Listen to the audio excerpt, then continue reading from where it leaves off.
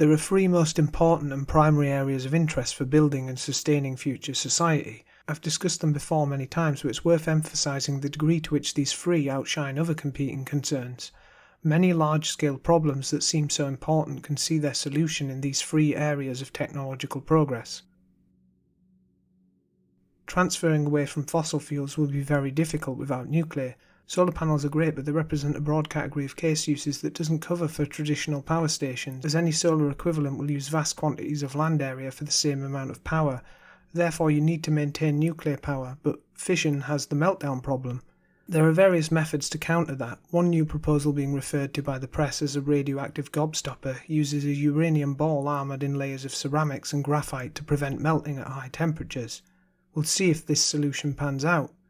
However, fusion is the ultimate solution because it releases more energy and it doesn't leave us with big piles of radioactive waste to deal with. At least nothing that will last a long time.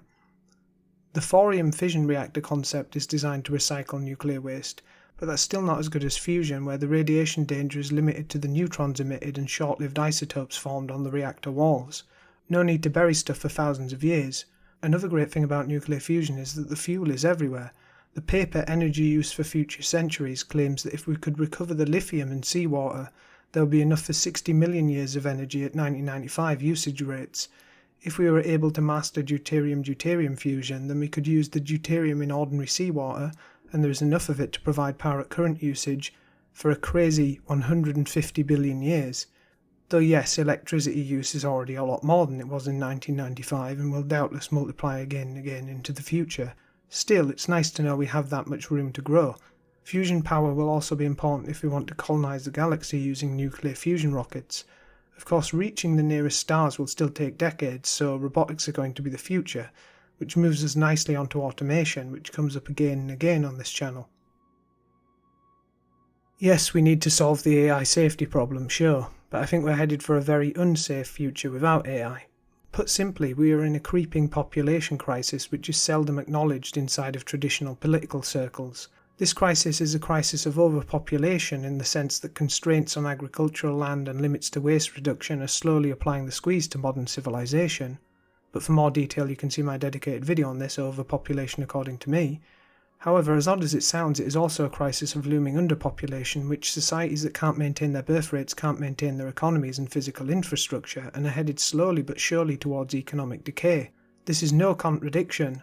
There are carrying capacity limits to population for a given level of technology, but simultaneously economic growth has depended on a constantly growing population, and maintenance of the current economic level is linked to the current population size. And so as the population declines, there is a reduction in the number of people available to support living standards that depend on scale economies. Society will grey as people grow old without having kids, and the core workforce of society will collapse, taking down society's infrastructure with it. It's as if we are in a giant pair of scissors being cut from both sides. Current proposals to solve one aspect of the problem clash against the other aspect. Mass immigration is touted as a way to provide a young workforce, but this only kicks the can down the road at best. Since if it solves the problem, the immigrants will see the same first world depression of their currently high birth rates. At worst, it will mean a cultural and political takeover of Western society, which I think is likely. Another solution is to use extreme natalism to keep up birth rates, but then we are keeping up with Africa and making our planet less sustainable for our civilization. Ultimately, population decline could have benefits, but those benefits are offset by the link between production and population. If population could be delinked from production, that could change, and we could escape this no-win scenario where we are squeezed by the limits of the earth and the limits of production. The only real and substantive solution that addresses the opposing factors is to automate production and hand off work to machines as fast as possible. Without this, either destructive mass immigration or somewhat less destructive hypernatalism is inevitable, and these are not long-term solutions. Machines don't need the same amount of resources as billions of humans who all want first world rights and living standards. They simply need the physics minimum energy and resource requirements to repeat work, including fixing and maintaining themselves, all at our command. Of course, achieving this requires much more advanced AI than is currently available, but being in an AI renaissance, we need to supercharge this process to catch society before it falls. Then, with no more necessary economic pressure or national competition pressure on population, it could safely decline in all countries, keeping us within carrying capacity. Also, the automation of industry is the only viable solution which could ever abolish poverty, A society will no longer need a lower tier of workers struggling on low pay so the rest of society can buy cheap products. 24/7 lights out manufacturing will expand production. Any purely political program can't get around that we need to evaluate human beings by their work, otherwise nothing would get done. Replacement with automation gets around that. Obviously this means we need to prepare for technological mass unemployment. But whatever other issues I have with them, there's a large base of support in the tech industry for programs like UBI, and in any case, pressure on programs that act as automatic stabilizers in many countries such as Job Seekers Allowance may organically transition these programs into such a thing over time, as almost the entire working populace signs on. Only absolute replacement labour could sustain such a thing. We could end toil and end poverty through an evolutionary technological process rather than through a chaotic political revolution. Additionally, advances in AI technology will help other technologies and may help adapt our bodies to new challenges through transhumanism. Ultimately, so long as we don't collapse backwards due to civilization sapping forces, the advance of technology will eventually produce true AI. Humans stand as the example to learn from. The physics are there, we just need to get it done before other forces foreclose technological growth. There are other reasons that there isn't much choice in this. Any nation that abandons the fight for AI is going to lose out. China will not abandon this quest for the West, and the West should not abandon it for China. Yes, AI safety is important, but I don't think this should be used to scupper true and real progress under the guise of regulating it. As I mentioned earlier, we also need advanced robotics to colonize space. It is absolutely vital to expand intelligent life off from this planet. Nothing else is acceptable.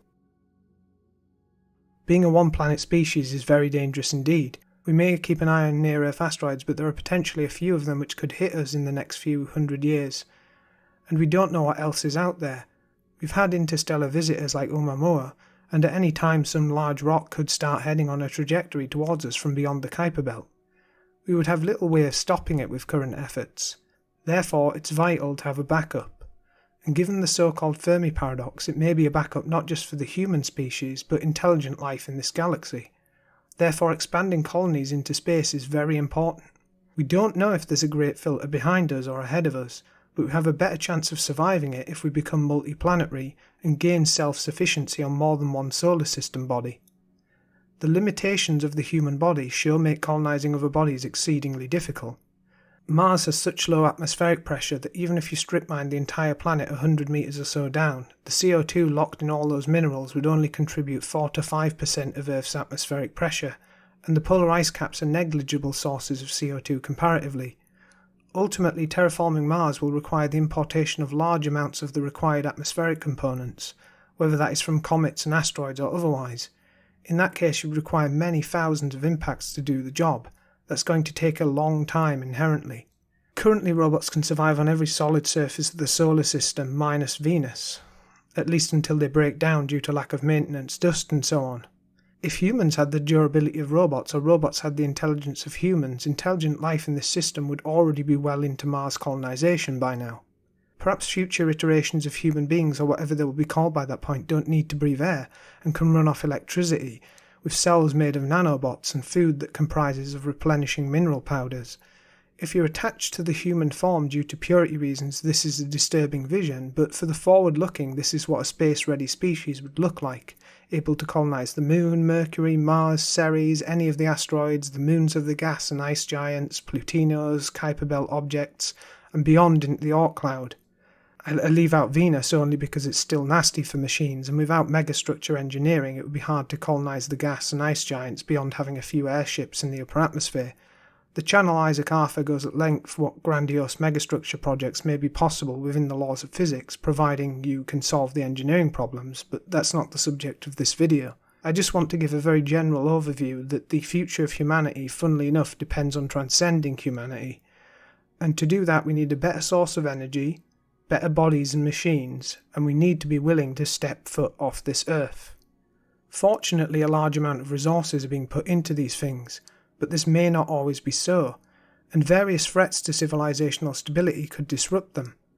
With the way things are going, if we don't continue heading upwards, then we'll crash and burn. Fusion, automation and space, FAS, that's right. What we need is a little fascism. Maybe I'll work on a better acronym, but my point is that these three areas should be prioritised even more so than they are right now and should receive a lot more funding. The continuation of civilization millennia hence depends on it.